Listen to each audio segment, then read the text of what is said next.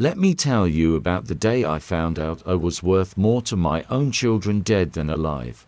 It wasn't a sudden heart attack or a bad fall down the stairs that did it. No, it was a misplaced envelope. A careless mistake by my eldest, my golden boy, Kyle.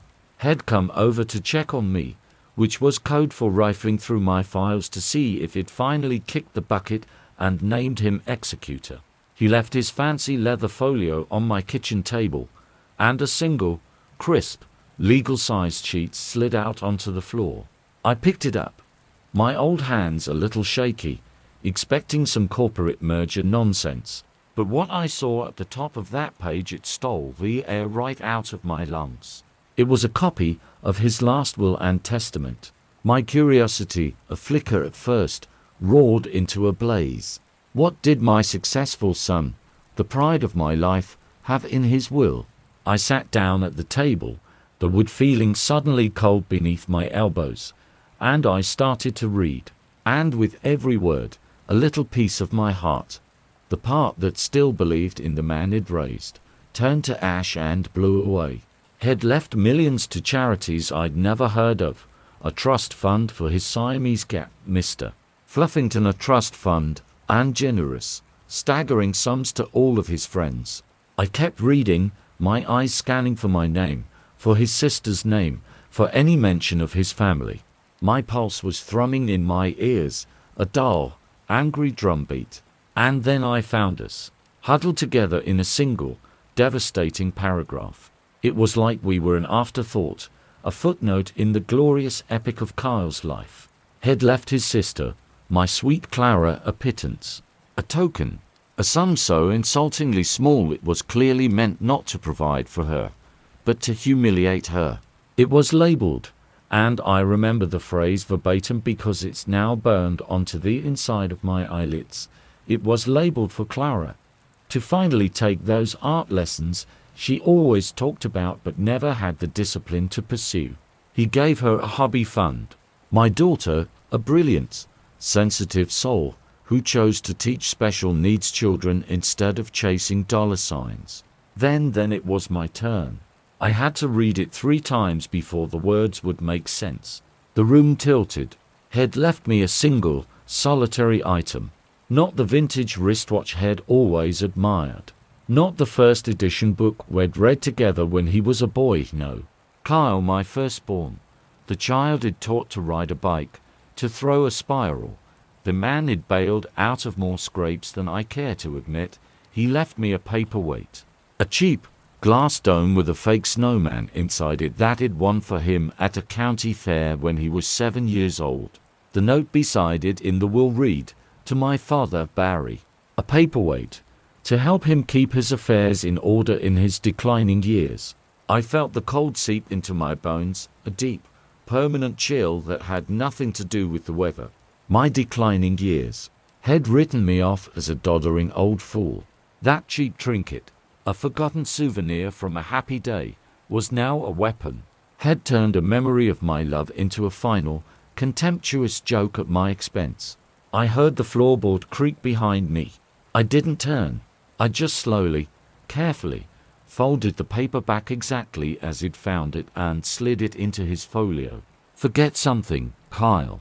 I asked, my voice surprisingly steady, a calm lake hiding a shipwreck deep below. He strode into the kitchen, all slick confidence and expensive cologne. "My folio. Big meeting today. Can't go into battle unarmed, right, Dad?" He flashed me the grin that usually charmed everyone in the room. It made me feel sick. "Right," I said, handing it to him. "Wouldn't want that." He clapped me on the shoulder, a gesture that felt patronizing, not affectionate. "You okay, Dad? You look a little pale. You're not overdoing it, are you? Remember what the doctor said about stress." The concern in his voice was a perfect imitation of the real thing. An Oscar-worthy performance. I saw it now. It was all about managing the asset, keeping the old man healthy until the will was read. In fine sum. I lied, the word son tasting like acid on my tongue. Just fine. He left then, whistling, off to conquer his world. and I was left in the silence of my big, empty house, with the ghost of that piece of paper haunting me. The betrayal was a physical weight on my chest. This wasn't just greed. Greed I could have understood, maybe even forgiven. This was pure, unadulterated malice. A need to exert control, to have the last word, to define my worth and his sister's from beyond the grave with a cruelty so casual it took my breath away. I didn't sleep that night. I sat in my worn leather armchair, the one my wife, Eleanor, had always loved, and I stared into the dark. I thought about every birthday, every Christmas, every sacrifice we'd made to give Kyle every advantage. Law school, the down payment on his first condo, bailing his startup out of trouble not once, but twice. We'd given Clara less, financially, because she'd never asked. She'd built her own life, quietly and with dignity, and Kyle had looked down on her for it. Had looked down on both of us. By the time the sun came up, staining the sky a bloody orange, the grief had burned away, leaving something harder in its place. A cold, diamond-hard resolve. He wanted to play games with his last will and testament. Fine. Could play that game. But I was going to play it better. I was going to play it perfectly. I called my lawyer, old Ben Crawford, first thing. His office smelled like dusty law books and peppermints, a smell I associated with wisdom and stability. Barry, he boomed, standing up to shake my hand. To what do I owe the pleasure? Here to finally update that old will of yours. I've been telling you, it's about as useful as a screen door on a submarine. Something like that, Ben, I said, settling into the chair opposite his desk. I want to make a new one, and I want it to be very, very specific. All right, he said, pulling out a fresh legal pad. Let's hear it. The estate's mostly the house, the investments, the vacation property up north. Standard split between Kyle and Clara. We can set up trusts, annuities. I leaned forward, my hands clasped tightly on my knees. No, Ben, not a standard split. I want to leave everything, and I mean every single asset, every stock, every bond, every piece of property, and every last dime in every account to Clara. Ben's pen froze above the paper. He looked up, his bushy white eyebrows nearly disappearing into his hairline. Everything. Barry, that's certainly a choice. Kyle will contest it. You know he will. He'll tie it up in probate for years. A small, cold smile touched my lips. I'm not finished, Ben. There's a codicil. A specific, separate bequest for Kyle. Ben looked relieved. Ah, good. So, a token gesture to make it harder for him to claim he was overlooked. Smart. What did you have in mind? A fixed sum? 100,000? 200? No, I said, my voice quiet and absolutely level. Not money. I want to leave him a single item. I want you to describe it in the will with exact, precise language. Ben was intrigued now. He leaned back, steepling his fingers. All right. What's the item? A paperweight. I said the word slowly, letting it hang in the air between us. A glass dome. Inside it, there's a little winter scene. A snowman with a black top hat and a red scarf. The base is faux wood grain plastic. It's cheap, the kind of thing you win at a carnival ring toss. Ben stared at me, utterly bewildered. You want to leave your son, a multimillionaire, a cheap carnival paperweight? Barry, with all due respect, have you lost your mind? What is the point of that? It's just strange. The point, Ben, I said, feeling a surge of grim satisfaction, is in the wording. I want the bequest to read as follows. To my son, Kyle, I leave my paperweight, a glass dome with a snowman inside. I hope it helps him to keep his own affairs in order and serves as a reminder of a time when things were simpler. Ben was silent for a long moment. He took off his glasses and polished them slowly on his tie. Barry, he said finally, his voice gentle. That's very peculiar. It sounds almost sarcastic. Are you and Kyle having a problem? Did something happen? You could say that, I replied, my gaze steady. Let's just call it a mirror. I am holding up a mirror, Ben, and I need you to write it exactly as I've said it. Word for word. He could see the iron determination in my eyes. He was my friend, but he was also my lawyer. He sighed, nodded, and picked up his pen. All right, Barry. It's your will. Word for word. As he drafted the document, I felt a profound sense of calm settle over me. This wasn't just revenge. This was justice. Poetic, brutal, perfect justice. He had defined my value in his world with a cheap trinket and a condescending phrase. And now, I would show him exactly what that felt like. I would reflect his own cruelty back at him with laser precision. The will was signed, witnessed, and notarized. Ben filed it away with a look of deep misgiving, but I felt lighter than I had in years. The hard part was the waiting. I had to act normal. I had to play the part of the slightly confused, aging father whenever Carl came around. Which he did, with increasing frequency. He'd bring over paperwork. Things he insisted I needed to sign to simplify things for later. Just making sure everything's buttoned up tight, Dad, he'd say, sliding a power of attorney form across the table. You don't want Clara having to deal with all this complicated financial stuff if something happens. She wouldn't understand it. Let me handle the heavy lifting. I'd look at the forms, then back at him, putting on my best vague expression. Oh, that's very thoughtful of you, Kyle. But Bancroft handles all that. I should really run it by him first. A flash of irritation would cross his face, quickly masked. Ben's a great guy, Dad, but he's old school. My lawyers are the best in the city. They're sharp. They'll protect your assets. I'm sure they would, I'd say, pushing the papers back. But I'm comfortable with Ben. Well, talk about it another time. I was stringing him along, and it was a dangerous game. I could see his frustration building.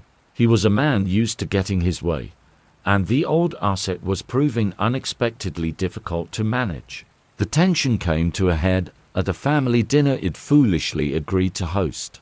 Kyle, his wife, Jessica, Clara, and her wonderful husband, Mark, were all there. The conversation was stilted, polite. Jessica made pointed comments about the draughtiness of the old house and how much work it needed. Kyle held forth on the market, his latest deals, the astronomical cost of his new sports car. Clara, bless her, tried to steer the conversation to gentler waters, talking about her students and a community art project she was organizing. Kyle listened for about 30 seconds before cutting her off. That's nice, Clara, really, he said, his tone dripping with condescension. It's great you have your little hobbies, but you have to think about the future. You and Mark can't live on teachers' salaries forever. You need a real financial strategy. I saw Mark's jaw tighten. Clara looked down at her plate, wounded. We're doing just fine, Kyle, she said softly. Fine isn't wealthy, Kyle retorted, scooping up a forkful of potatoes. And let's be honest, when Dad's gone, this place, he gestured around the dining room with his fork, it's a gold mine. The land alone is worth a fortune. You'll need a professional to handle the sale. You'd get taken advantage of in a heartbeat. The air went out of the room. Had just said it, out loud, the unspoken truth that had been hanging over us for years. He was already planning the liquidation. I put my fork down. The clatter against the china was unnaturally loud. I'm not dead yet, Kyle. He had the decency to look slightly abashed, but only slightly. Of course not, Dad. I'm just being practical. We have to be practical. Right, Jess? Jessica nodded vigorously. It's about being smart, Barry. Kyle's only thinking of what's best for the family. For all of us. Her eyes flicked to Clara with undisguised avarice. Clara finally looked up, her eyes shining with unshed tears. What's best for the family? Or what's best for you? You've been circling this house for years like a vulture. Kyle.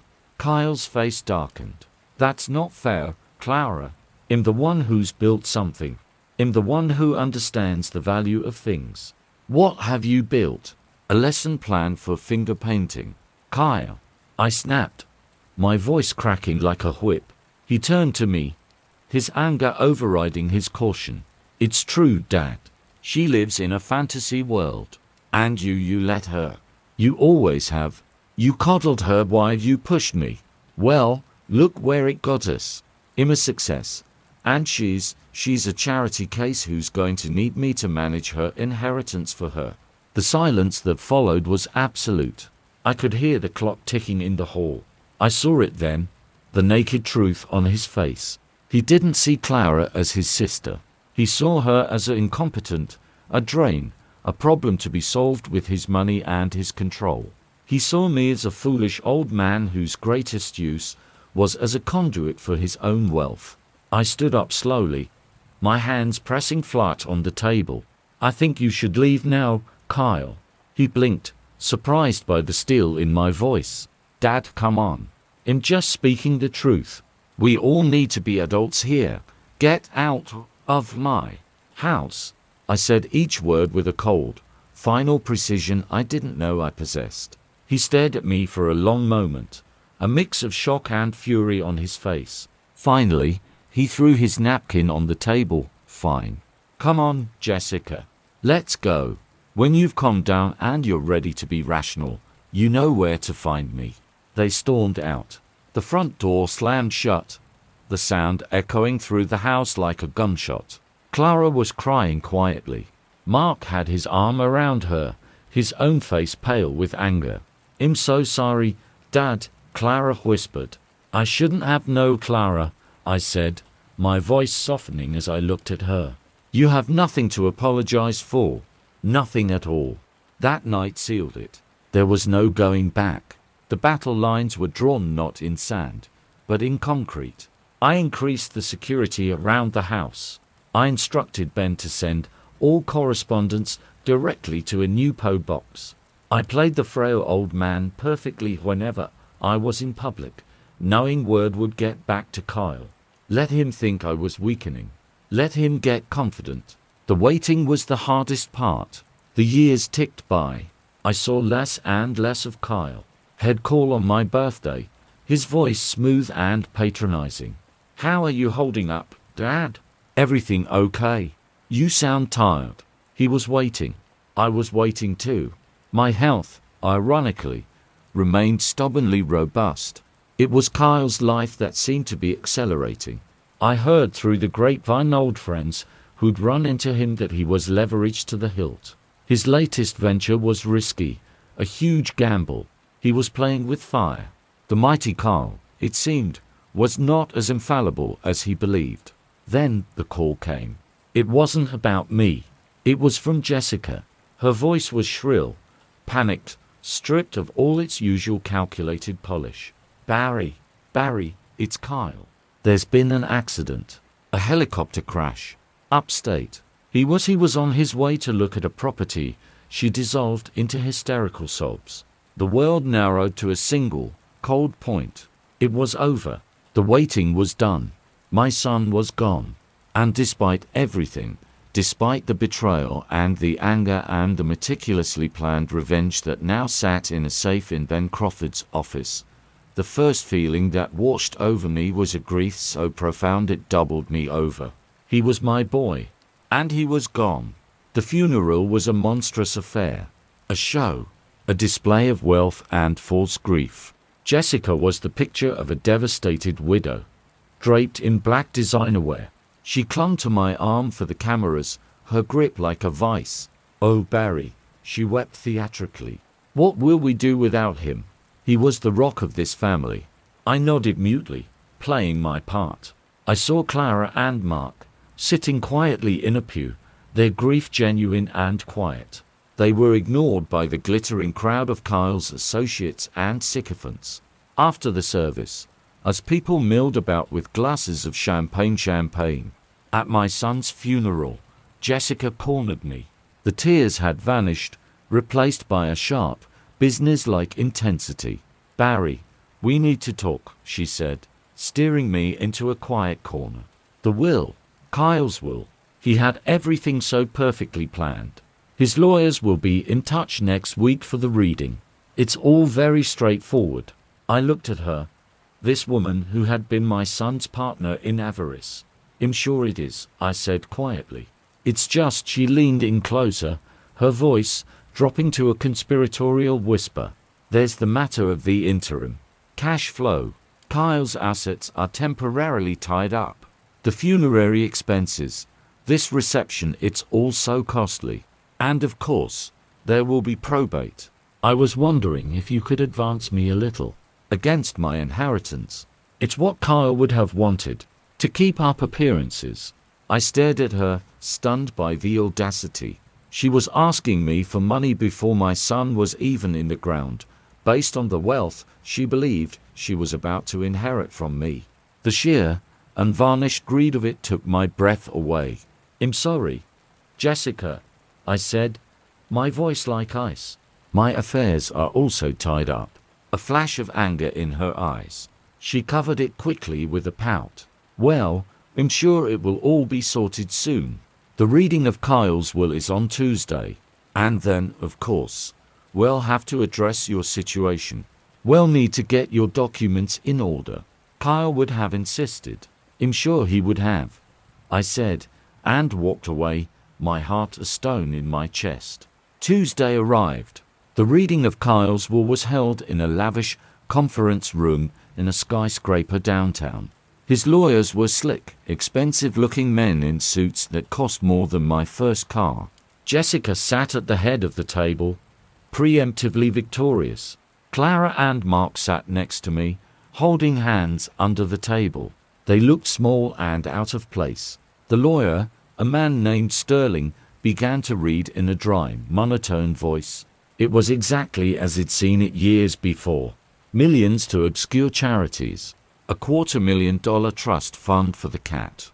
Lavish gifts to business partners and friends. The room murmured with approval. Jessica preened. Then, he got to the family section.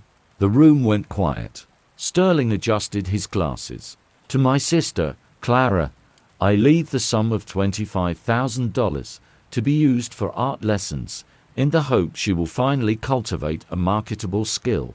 A gasp went around the room. Clara flinched, as if she'd been slapped. Mark squeezed her hand, his face turning red with fury. I felt a white-hot rage boil up inside me. Had done it. Had actually done it. Even after his death, he had to land that final, cruel blow. Sterling cleared his throat, uncomfortable. The attendees were shifting in their seats, the glee of their own gifts now tinged with awkwardness. "And to my father, Barry," Sterling read, his voice faltering slightly, "I leave my paperweight, a glass dome with a snowman inside, to help him keep his affairs in order in his declining years." There was a moment of stunned silence. Then a snicker. Then full-blown laughter from one of Kyle's golf buddies. A paperweight. Classic Kyle. Always had a sense of humor. Jessica was smiling a thin, vicious smile. She looked directly at me, her eyes gleaming with triumph. This was their victory lap. This was them pissing on my grave before I was even in it. I sat perfectly still. I didn't react. I didn't flinch. I just let the humiliation wash over me. Let them all see it. I was the old fool, the punchline of my son's final joke. Clara was crying silently beside me. Mark looked like he wanted to flip the entire table over. Sterling finished the will. "The rest, residue, and remainder of my estate, I leave to my wife, Jessica, to be hers absolutely." Jessica let out a sigh of pure, unadulterated delight. It was over. She had won. The lawyers started gathering their papers. People began to stand, chuckling to each other about the paperweight. Jessica stood up, smoothing her dress. She walked over to me, placing a condescending hand on my shoulder. "Don't feel too badly, Barry," she said, her voice syrupy with false sympathy. "Kyle, just had a very specific sense of humor. "Well, get that paperweight couriered over to you. Though," she added with a mocking little laugh, "at your age, I'm not sure how many affairs you have left to put in order." I looked up at her. I let her see the pain in my eyes. I let her see the broken old man. I let her believe she had completely and utterly destroyed me. And then I spoke, my voice barely a whisper, but it cut through the chatter in the room like a scalpel. "That's quite all right, Jessica," I said. "I believe I have one of my own. But thank you for the sentiment." She frowned, confused. "One of your own what?" "I will," I said, a little louder now. The room had gone quiet again. All eyes were on me. Sterling the lawyer paused, his briefcase half closed. Jessica's smile was brittle. "Well, of course you do, Barry. And we'll help you with it. We'll get it all sorted out. Kyle would have wanted us to take care of you." "Oh, it's already sorted," I said, pushing back my chair and standing up. I was taller than her. I drew myself up to my full height, and for the first time in years, I didn't play the frail old man. I let her see the strength that was still there, the resolve. I had it sorted some time ago. In fact, I had my lawyer, Ben Crawford, update it just recently, after a rather enlightening conversation with my son. The color began to drain from Jessica's face. "What are you talking about?" I said, my voice now clear and strong, ringing in the polished silence of the room, "that it's only fair we have a second reading today." The silence in that opulent conference room was thicker than fog, heavier than lead. You could have heard a pin drop onto the $10,000 Persian rug. All those smug, well-dressed faces, Kyle's friends, his business partners, the vultures who'd just been picking at the carcass of his estate, were frozen, staring at me. Their laughter had died in their throats. Jessica's hand was still on my shoulder, but it had gone limp, her perfectly manicured fingers looking more like dead spiders than a gesture of comfort. "A second reading," Jessica stammered, her voice, losing its polished sheen, cracking around the edges. "Barry, that's not how this works. This is Kyle's day. We need to respect his wishes." She was scrambling, trying to regain control of a situation that was suddenly, terrifyingly, spinning away from her. "Oh, I have the utmost respect for my son's wishes," I said, my voice calm, almost conversational, as if we were discussing the weather. It was a tone I'd practiced in the mirror for this very moment.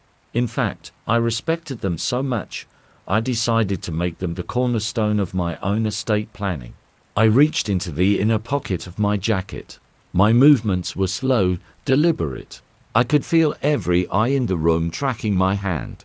I pulled out a simple, unsealed envelope. It asked Ben to give me a copy this morning. Had argued, of course. Said it was highly irregular, that it could cause a scene. It told him causing a scene was the entire point. I placed the envelope on the gleaming mahogany table. It looked small and plain against the rich wood, a stark contrast to the thick, embossed documents Sterling the lawyer had been reading from. Sterling finally found his voice. "Mr. Evans, I must protest.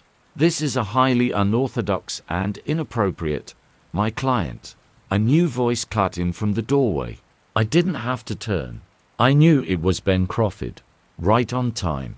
Had been waiting in the hall. He walked in, looking every bit the old-school country lawyer, in his slightly rumpled suit, but his eyes were sharp and missed nothing. "My client," Ben repeated, his voice firm and carrying the weight of the law, "is well within his rights to disclose the contents of his last will and testament at any time and in any place he sees fit. As his legal counsel, I am here to ensure the document is presented accurately." Jessica's face was a mask of pure panic now. "This is ridiculous. You can't just ambush us like this. We're grieving." Her eyes darted to Sterling, pleading for him to do something. Sterling looked from Ben's determined face to my steady one, and he slowly sat back down. He was a corporate shark, but he recognized legal authority when he saw it. He knew Ben Crawford's reputation. This was no longer a victory lap, it was a deposition. "Please, Ben," I said, gesturing to the envelope. "Do the honors." Ben picked up the envelope. He pulled out a sheaf of papers. It was longer than Kyle's. A lot longer. It'd been very, very specific. "This," Ben announced to the dead silent room, "is the last will and testament of Barry Alistair Evans, executed and notarized on the 14th of October, 3 years ago. It revokes all prior wills and codicils." He paused, letting the date sink in. 3 years ago. Long after I'd seen Kyle's will. Long after the betrayal had curdled in my soul. Jessica made a small, choked sound. Ben began to read. The preamble was standard legal jargon. 1. Being of sound mind, etc., etc. No one breathed. They were all waiting for it. Waiting for the part where the confused old man left everything to his only remaining son figure, or to his beloved daughter-in-law. Then Ben got to the meat of it.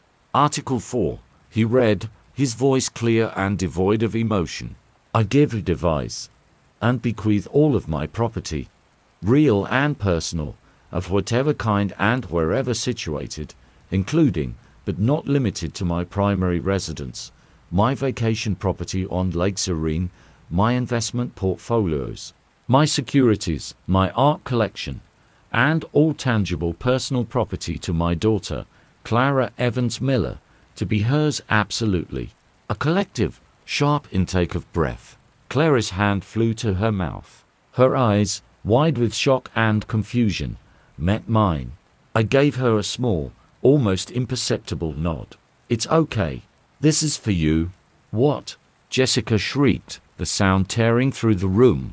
She shot to her feet, her chair screeching backwards.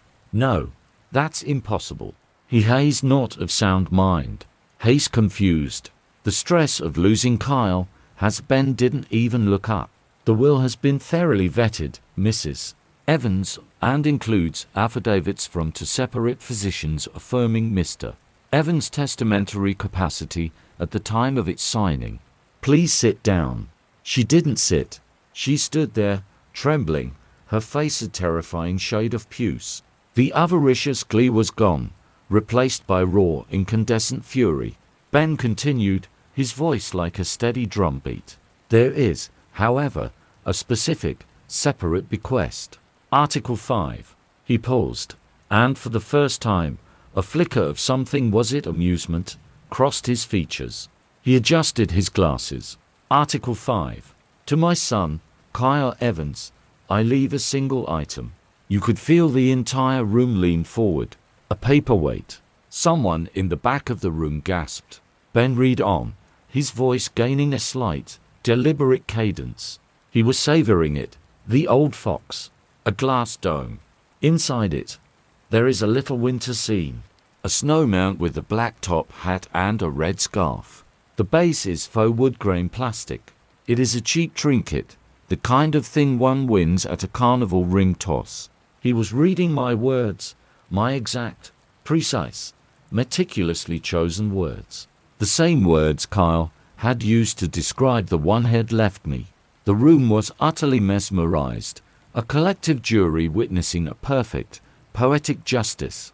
Jessica made a guttural sound. You miserable old," she couldn't even form the words. Ben wasn't finished. He read the final line, the coup de grace. "The bequest is made with the following note. To my son, Kyle. I hope it helps him to keep his own affairs in order, and serves as a reminder of a time when things were simpler." The silence that followed was absolute. It was the silence of a bomb crater. The symmetry was devastating. Kyle's own words, his own cruel joke, reflected back at him with flawless, brutal accuracy. He had defined our relationship with a condescending phrase and a piece of junk. And now, from beyond the grave, I had shown him the mirror. Then chaos erupted. Jessica exploded. "You vile, spiteful old bastard!" She screamed, spittle flying from her lips. She pointed a shaking finger at me. "You did this to hurt him. You did this because you were always jealous of him. Jealous of his success. You pathetic, Small-minded little man. I didn't flinch. I just watched her, my face a placid mask. Her rage was a firestorm, but it couldn't touch me. I was encased in ice. He was your son. She shrieked, her voice cracking. Your firstborn, and you humiliate his memory like this, in front of everyone. You give everything to her. She spat the word at Clara, who flinched back into Mark's protective embrace. Jessica, please, Clara started, her voice gentle, trying to pour water on the inferno. Don't you please me? Jessica roared, turning her fury on Clara. You did this. You poisoned him against Kaya. You and your pathetic, bleeding heart stories. You always played the victim, and he fell for it. Well, you won't get away with this. I'll contest this until my dying breath. I'll drag this through every court in the country. You'll be buried in legal fees. You'll never see a time of that money. I'll see you in the gutter where you belong. Mark stood up, his own anger finally overriding his shock. That's enough, Jessica, he said, his voice low and dangerous. You will not speak to my wife that way. Or what? She sneered, getting right in his face. You'll what? Give me a stern lecture. You're nothing. A schoolteacher. You married her for the money you thought was coming. And now you're stuck with the reality. The other people in the room were shuffling awkwardly, looking at the floor, at the ceiling, anywhere, but at the spectacular family meltdown happening in front of them. This was better than any courtroom drama. This was real. Through it all, I remained seated, silent. I let the storm rage around me. I had lit the fuse, and now I was watching the explosion. I felt a strange, hollow sensation. This was my victory. This was the moment I had planned for, waited for years. So why did I feel so empty, so utterly, profoundly sad? Ben Crawford finally had enough. He slammed his hand down on the table. Enough, he bellowed, his voice echoing in the room. The shouting stopped. Everyone turned to look at him. This is a law office, not a tavern brawl, Mrs. Evans. Any further outburst will result in your removal, Mr. Sterling. I suggest you counsel your client. Sterling, looking deeply embarrassed, put a hand on Jessica's arm. She shook it off violently, but she was spent, her chest heaving with ragged breaths. She collapsed into her chair, her face in her hands, her shoulders shaking with what I knew were not tears of grief, but tears of pure, thwarted rage. Ben looked at me. Barry. I took a deep breath. It was time. I pushed my chair back and stood up. All eyes were on me again. The crazy old man who had just dropped a nuclear bomb on his own family. I looked first at Jessica. You called me spiteful, I said, my voice quiet but carrying. You called me jealous. You're wrong. This wasn't about jealousy. It was about justice. Kyle believed that wealth was a weapon to belittle those he deemed beneath him. He believed that family was a burden to be managed, or an asset to be exploited. He left his sister a pittance with a condescending note. He left me a joke. He defined our worth in his eyes. I simply showed him what that looked like from the other side. I turned to the rest of the room, to the stunned and silent spectators. You all heard Kyle's will. You laughed when he left me a paperweight. You thought it was a grand joke. Well, I said, a cold smile touching my lips, now the joke is on him. And on all of you who admired him for it. I finally turned to Clara. Her face was pale, streaked with tears, her expression a turmoil of shock, confusion, and a dawning, horrified understanding. Clara, my dear, I said, my voice softening for the first time. This isn't a gift. It's an apology. An apology for the brother who never saw your worth. And an apology from a father who was too blind for too long to see the true nature of the son I raised. The money, the houses, they're yours. Do with them what you will. Build 100 art centers. Help 1,000 children. Live a quiet life. It doesn't matter. What matters is that you know your value was never, ever defined by his cruelty, or by my failure to stop it. I picked up my copy of the will from the table. I didn't look at Jessica again. I didn't look at Kyle's friends. I just looked at Clara, gave her one last, long look, and then I walked out of the room. Ben followed me. The elevator ride down to the lobby was silent. The air in the sleek, air-conditioned lobby felt clean after the toxic atmosphere upstairs. We walked out onto the bustling city street. The sun was shining. People were hurrying about their lives, completely unaware of the seismic shift that had just occurred 40 floors above them. "Well," Ben said, sighing heavily as we stopped on the sidewalk, "you certainly know how to make an exit, Barry." "Did I do the right thing, Ben?" I asked him, the confidence it displayed upstairs finally leaching away, leaving me feeling old and tired. "I just destroyed my family. What's left of it?" "You didn't destroy it, Barry," Ben said gently, putting a hand on my arm. "Kyle did, a long time ago. You just held up a mirror to the wreckage. What Clara does with it now, that's up to her. And what Jessica does, well, that's going to be a hell of a legal fight. She'll contest it. You know that, right?" "I know," I said, nodding. "Let her try. The will is ironclad. You made sure of that." "It is," he agreed. "But that won't stop her from trying to bleed Clara dry with legal costs. She's going to need support." "Your support." "She has it," I said firmly. "She has all of it." I got into my car, the familiar, comfortable old sedan that Kyle was always offering to replace with something safer and more befitting. I sat there for a long time, just watching the people go by. The high of the confrontation had faded, leaving a deep, aching loneliness in its place. I had won. I had executed my perfect revenge.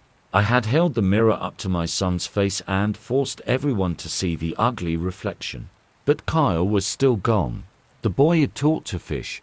The teenager I'd grounded for taking the car without permission. The man I'd been so proud of, that man was gone long before the helicopter crash. And all I had left was the hollow satisfaction of having the last word.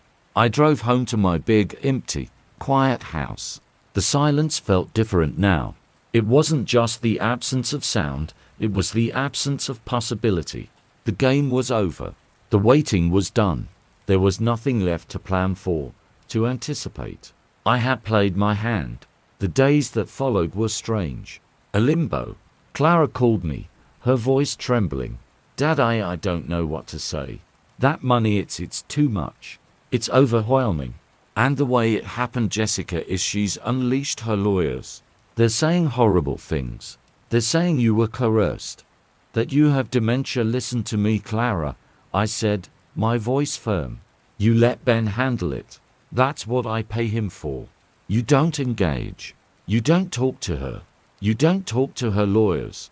You direct everything to Ben. Do you understand?" "Yes, but Dad, the paperweight, why? Why would he do that? Why would you?" "Because some lessons," I said, my voice heavy with a grief I couldn't fully express, "have to be learned the hard way, even when it's too late." I stayed in my house, away from the world. The phone rang off. The hook reporters had somehow gotten wind of the story. "Eccentric millionaire leaves fortune to daughter. Son gets paperweight." It was a salacious headline. I didn't answer. I let the machine get it. A week after the reading, the doorbell rang. I wasn't expecting anyone. Ben would have called. Clara would have called. I peered through the sidelight. It was a deliveryman holding a small, flat cardboard box. I signed for it and took it inside. There was no return address. A cold dread settled in my stomach. I knew what it was. I opened the box. Inside, nestled in bubble wrap, was the paperweight. Kyle's paperweight. The cheap glass dome with the stupid snowman inside. There was a note. It was in Jessica's sharp, angry handwriting. "You wanted it. Here it is. A reminder of the son you betrayed. I hope you're happy." I picked it up. The glass was cold in my hand. I looked at the little snowman with his black top hat. I remembered winning it for Kyle. Had been so happy, so excited. Head carried it everywhere for a week. That was a lifetime ago. Before the greed, the ambition, the corrosive need to win at all costs, I felt my eyes sting. Not out of self-pity, not out of anger, out of loss. For the boy he had been, for the man he became, for the relationship we could have had, if only, if only. I carried the paperweight into my study. I placed it on my desk, right in the center. It sat there, a grotesque monument to a failed family, a symbol of a war fought with wills and words, where the only true casualty was us. I thought that was the end of it. I thought the final move had been made. I had received my token, just as he had received his, posthumously, in the reading of my will. The circle was closed. But I was wrong, because 2 days later, a registered letter arrived. It was from a law firm I didn't recognize. Sterling and Sterling. Jessica's lawyers. My heart started to pound, a dull, sickening rhythm. I tore it open. It was not, as I expected, a notice of a lawsuit contesting my will. That would come later, I was sure.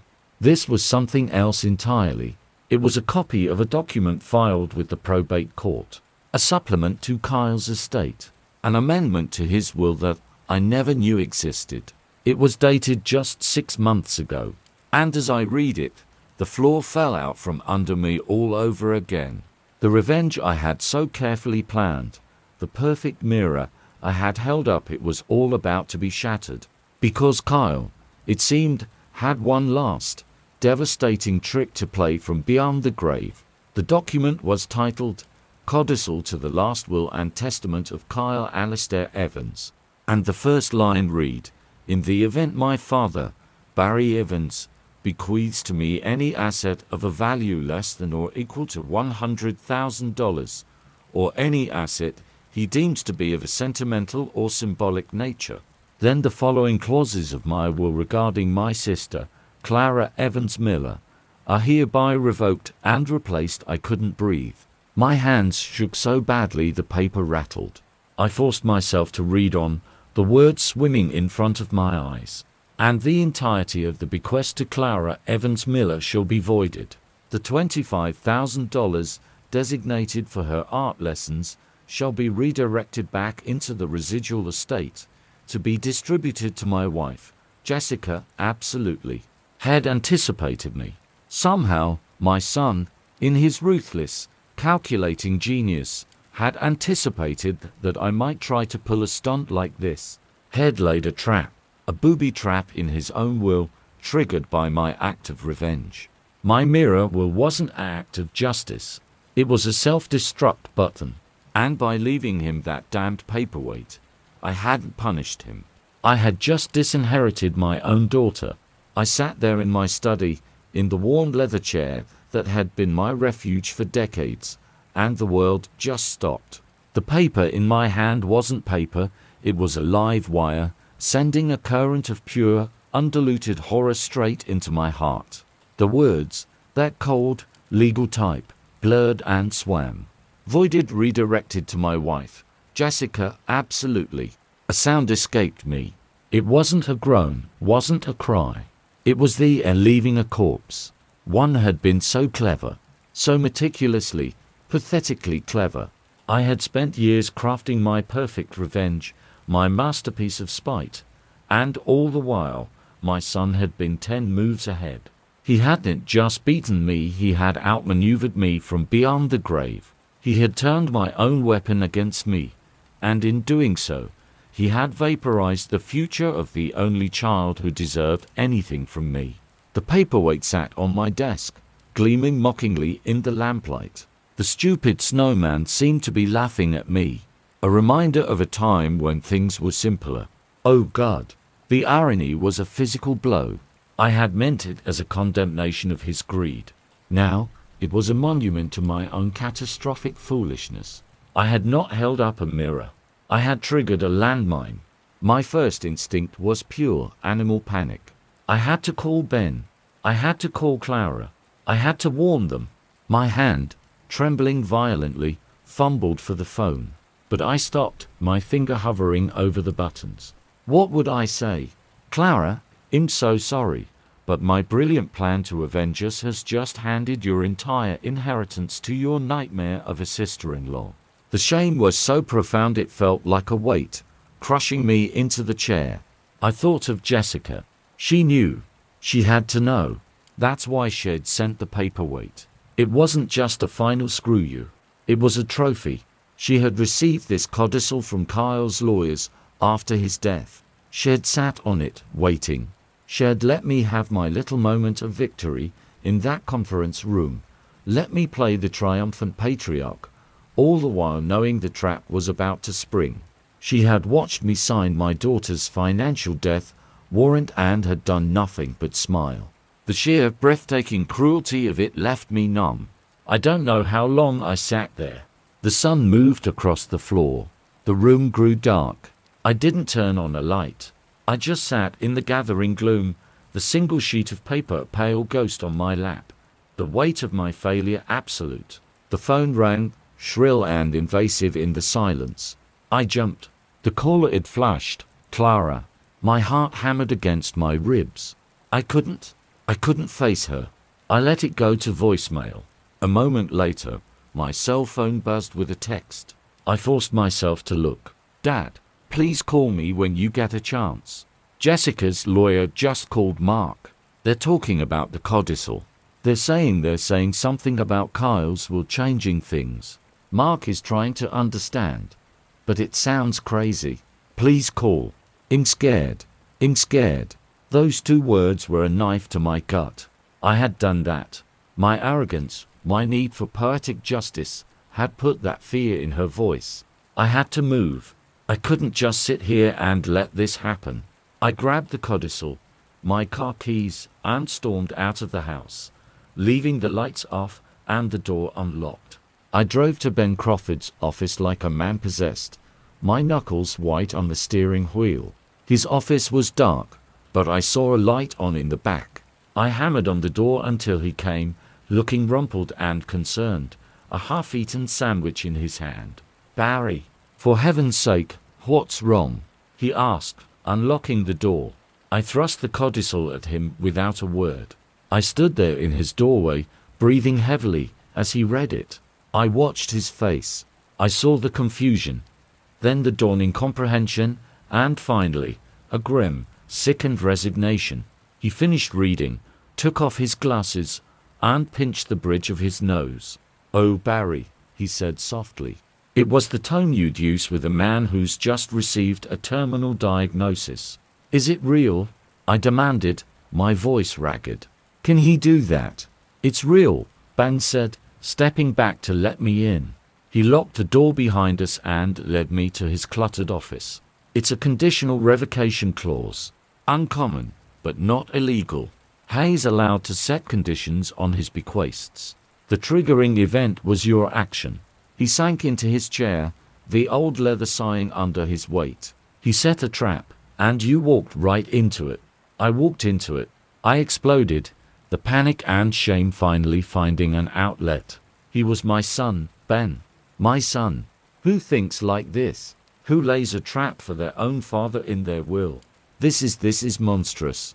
"It's Kyle," Ben said simply, and those two words said everything. It was the cold, calculating, win-at-all-costs nature we had both seen festering for years. The question is, what do we do now?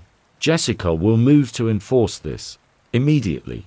She'll go to probate court and argue that your bequest of the paperweight to Kyla item of negligible monetary value, clearly symbolic, meets the conditions set forth in the codicil. She'll demand that Clary's $25,000 from Kyle's estate is voided and given to her. $25,000, I said, a hysterical laugh bubbling up. She's unleashing this nuclear option over $25,000. She's about to get millions from his estate. It's not about the money for her. It never is. It's about the principle. It's about winning. It's about proving that she and Kyle were smarter than all of us. It gets worse, Ben said, his face grave. This doesn't just affect the $25,000 from Kyle's will, Barry. I stared at him. What are you talking about? Think about it, Ben said, leaning forward. The codicil states that if you leave Kyle a symbolic asset, then Clara's bequest from Kyle is voided. But your will leaves everything to Clara. Everything. That includes. The bottom dropped out of my stomach for the second time that day. No. Yes, Ben said, his voice heavy with the truth. It includes Kyle's entire estate, which he left to Jessica. When you die, Clara inherits your estate, and your estate will include whatever you inherited from Kyle, which, thanks to your own will, is the paperweight. But Jessica is the executrix of Kyle's estate. She will argue successfully, I might add, that the value of Kyle's estate, the millions he left her, never actually passed to you. That the only asset you received from your son was the paperweight. Therefore, the only thing from Kyle's estate that passes to Clara through you is the paperweight. The room spun. It was a Russian nesting doll of legal malice, a nightmare of circular logic. So Jessica keeps all of Kyle's money, and Clara gets nothing from him. My will that leaves her everything only gives her what I personally owned, which doesn't include Kyle's fortune because I never technically inherited it. Precisely, Ben said. It's diabolical. By leaving him the paperweight, you didn't just cost Clara the $25,000. You effectively ratified his entire will. You handed Jessica a legal argument to keep every single dime Kyle left her, preventing it from ever flowing through your estate to Clara.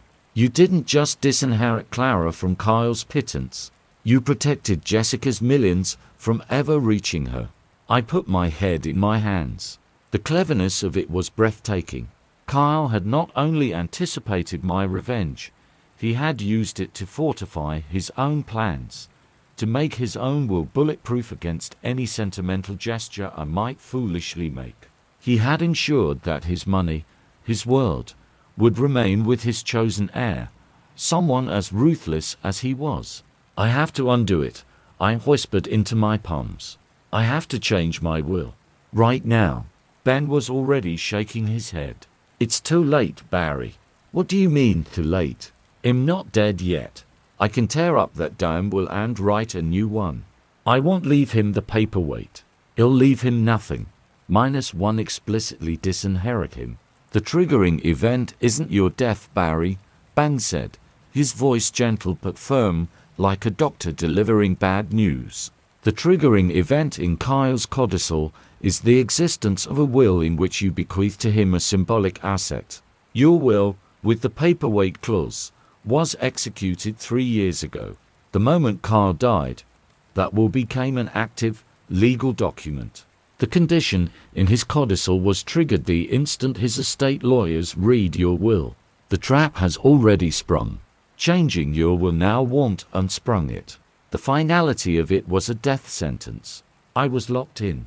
My son had outmaneuvered me in a game I hadn't even known we were playing. There was no way out. The fight drained out of me, leaving a hollow, aching shell. So that's it, I said, my voice flat. I've lost. Hayes won. Even from the grave, Hayes won. Not necessarily, Ben said. He had a strange look on his face, a lawyer's look, the look of a man who sees a tiny, almost invisible flaw in the opponent's armor. What? I asked, not daring to hope. The codicil, he said, tapping the paper. It's very specific. It's triggered if you bequeath to him an asset he deems to be of sentimental or symbolic nature. Ben leaned back, steepling his fingers. What if it's not symbolic? I stared at him, bewildered. Ben, it's a $5 carnival prize. Of course it's symbolic. Is it? He asked, a slow smile spreading across his face. It was the smile of a chess master who has just found a path to checkmate. What if we argue that it's not symbolic? What if we argue that it is, in fact, a thing of immense, tangible, and quantifiable value? How? I asked. Completely lost. How could we possibly argue that? We don't argue it, Ben said, his eyes gleaming. We prove it. We get it appraised. I burst out laughing. It was a raw, desperate sound. Appraised. Ben, have you lost your mind? No appraiser on earth is going to say that thing is worth more than the price of a Happy Meal. Not for its material value, no, Ben agreed, but for its provenance, for its story. Barry, think. This isn't just a paperweight. This is the paperweight. The paperweight at the center of the Evans family will war. It's been written about into separate wills. It's the subject of a national news story. It's a symbol of one of the most vicious and public family inheritance battles in recent memory. Its value is no longer in its glass and paint. Its value is in its notoriety. The idea was so absurd, so outrageous, that for a moment I was speechless. We get an appraiser, Ben continued, his mind racing now. A specialist in pop culture artifacts, in modern historical curiosities. We have them appraise the paperweight not as a trinket, but as an artifact, the central piece of evidence in a legal drama. We argue that its value is its infamy, and if we can get it appraised for, say, $100,001, the sheer, audacious brilliance of it began to dawn on me. Then it's not a symbolic asset, I finished, my voice a whisper. It's a valuable one. It exceeds the $100,000 threshold, he said. The condition in the codicil isn't met. Exactly, Ben said, slapping his hand on the desk. The trap has a very specific trigger. We don't try to disarm the trap. We simply refuse to step on the pressure plate. We changed the nature of the asset itself. It was a long shot. It was crazy. It was the kind of legal Hail Mary that would make most judges roll their eyes. But it was all we had. The next week was a whirlwind. Ben worked his contacts and found an appraiser, a quirky, brilliant woman named Dr. Arise Thorne, who specialized in narrative valuation, appraising objects based on their cultural and story significance. I told her the whole sordid tale. She listened, fascinated, taking meticulous notes. She examined the paperweight not with a jeweler's loupe, but with the eye of a historian studying a relic. A few days later, she delivered her report. Ben and I read it together in his office. The object, she wrote, while intrinsically low value, possesses significant extrinsic value due to its central role in a highly publicized, legal and familial dispute. Its value is derived from its provenance, its specific mention into separate wills, its function as the linchpin in a complex conditional inheritance clause, and its notoriety in widespread media coverage, based on comparable sales of artifacts with similar narrative significance. For example, the legally contested Lucky Penny, the will-reading gag gift from the Sterling vs. Sterling case, and given the high-profile nature of the parties involved, a conservative auction estimate for this artifact would be in the range of $150,000 to $200,000. I read the number again and again. $150,000 for the snowman paperweight. Ben whooped, a sound I never thought I'd hear from the stoic old lawyer. We've got her, Barry. We've got her. The court date was set. Jessica's lawyers, confident and smirking, arrived expecting a short hearing. We arrived with Dr. Thorne and her report. The proceedings were surreal. Jessica's lawyer, a younger version of Sterling, argued that the paperweight was clearly a joke, a symbol, worth no more than its weight in glass. He called it a final insult from a scorned father. Then Ben stood up. He was magnificent. He presented Dr. Thorne's report. He talked about narrative value, about provenance, about the court of public opinion. He entered into evidence tabloid headlines and news articles about the will war. He painted a picture of the paperweight not as a trifle, but as a unique artifact of modern American family strife. The judge, a serious-looking woman with sharp eyes, listened intently. Jessica's face, initially smug, began to cloud with confusion, then with dawning, furious disbelief. Finally, the judge spoke. This is, without a doubt, the most unusual case to come before my court, she began. However, the law deals in facts. The codicil executed by the decedent, Kyle Evans, sets a specific financial threshold. The petitioner, she nodded to Jessica, has provided no evidence to contradict the appraisal submitted by the respondent, which values the asset in question well above that threshold. Therefore, I find that the condition for revocation has not been met. The motion to void the bequest to Clara Evans Miller is denied. The $25,000 shall be distributed to her as originally stated in the will. She brought down her gavel. Crack! The sound was like a gunshot of justice. Jessica shot to her feet. "This is outrageous," she screamed, her voice echoing in the courtroom. "That's a piece of junk. It's not worth anything. You can't be serious. Sit down, Mrs. Evans, or I will have you removed for contempt," the judge said coldly. Jessica's lawyers physically pulled her back into her seat. She was shaking with rage, her face a mask of utter incandescent fury.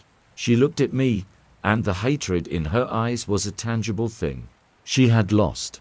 She had been beaten at her own game, with her own weapon. Ben was beaming.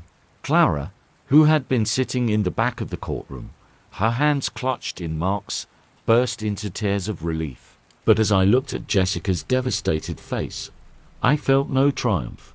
I felt only a deep, weary sadness. The paperweight had worked. It had saved Clara's inheritance, but it had also cost us everything else. There was no family left, just lawyers, appraisals, and a cheap glass globe that had somehow become the most expensive object I owned. Outside the courtroom, Clara ran to me and threw her arms around me. "Oh, Dad," she sobbed into my shoulder. I was so scared. "I know, sweetheart," I said, holding her tight. "I'm so sorry. I'm so sorry I ever dragged you into this." "You didn't drag me," she said, pulling back to look at me, her eyes red, but clear. "He did, and she did. You fought for me. In the end, you fought for me." We walked out of the courthouse together. The sun was shining. It was over, truly over. A few weeks later, a check for $25,000 arrived for Clara from Kyle's estate. She endorsed it over to a charity for art therapy for special needs children. She didn't want his money. She never had. The paperweight sits on my desk still. I look at it every day. It's no longer a symbol of revenge or of a battle won. It's a reminder of the son I lost long before he died. A reminder of the terrible cost of pride and greed. A reminder that the most complicated battles are often fought over the simplest things. And a reminder that sometimes the only way to win is to change the story. My story with Kyle is over. There's no more anger, no more need for revenge. Just the memory of a little boy who loved a snowman he won at a fair, and the sad, hollow echo of the man he became. The will war is done, and in the quiet that's followed, they've finally found a little peace.